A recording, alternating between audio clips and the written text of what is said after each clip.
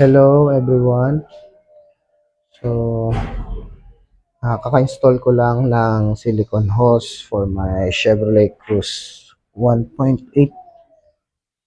2010 Generation 1.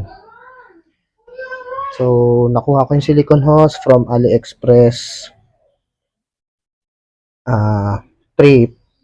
ply, yung iba 5 ply.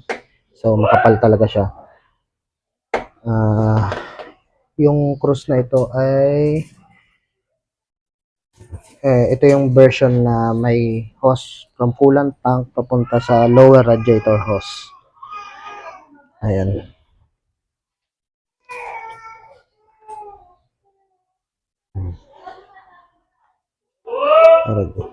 Ayan. So, sinabayan ko na ng mga clip, bagong clip. Also, pinalitan ko na to. Yung thermostat, hose papunta sa throttle body. Ayan.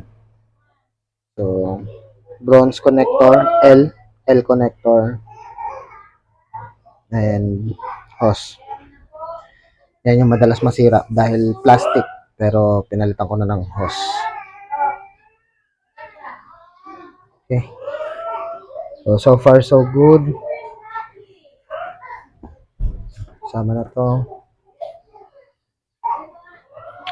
Binili ko siya sa AliExpress.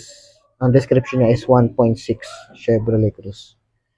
So, pareho sila ng hose with 1.6.